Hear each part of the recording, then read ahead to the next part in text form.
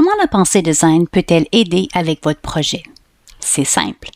Savez-vous déjà ce que vous ferez comme projet? Êtes-vous déjà passé à la solution? Si oui, la pensée design peut vous aider à confirmer que vous résolvez le bon problème. Si vous ne savez pas encore quel sera votre projet, peut-être que la pensée design peut vous aider à voir un besoin. La résolution de problèmes et la pensée design vont de pair. La pensée design est un processus itératif que les gens utilisent pour comprendre les utilisateurs, remettre en question les hypothèses, redéfinir les problèmes et bien sûr créer des solutions innovantes à prototyper et à tester. Les 5 étapes de la pensée conceptuelle ou design sont les suivantes: empathie, définition, idéation, prototype et test. Il s'agit de poser les questions dans le bon ordre et de toujours commencer par le pourquoi. Les enfants posent des questions, beaucoup de questions, mais la question la plus importante qu'ils posent est le pourquoi. Ils demandent pourquoi parce qu'ils sont curieux et veulent en savoir plus. En tant qu'adultes, nous oublions souvent le pourquoi et passons directement au comment. Et c'est là que nous faisons souvent erreur. Une fois que vous comprenez le pourquoi, vous devez bien comprendre pour qui vous le faites. Vous devez comprendre qui est affecté par le problème.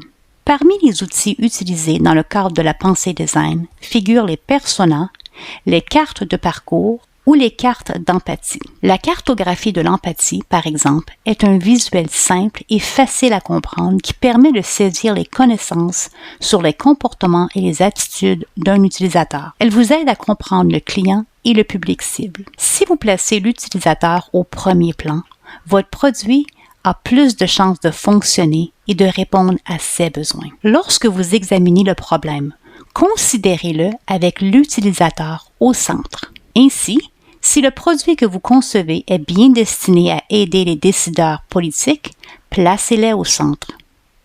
S'il est destiné aux éducateurs, aux gestionnaires, aux étudiants, placez-les au centre et demandez-vous ce qu'ils pensent, voient, font ou entendent. L'idée ici est de recueillir des informations sur votre utilisateur afin de créer un produit ou un service qui répond le mieux à ses besoins. N'oubliez pas que le processus est censé être non linéaire.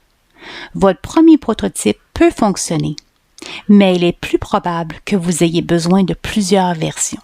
N'ayez pas peur d'ajuster une fois, 2 fois, autant de fois que nécessaire. N'oubliez donc pas le pourquoi lorsque vous développez votre outil, votre produit ou votre solution. En fin de compte, aide-t-il les personnes qu'il est censé aider? Résout-il le problème?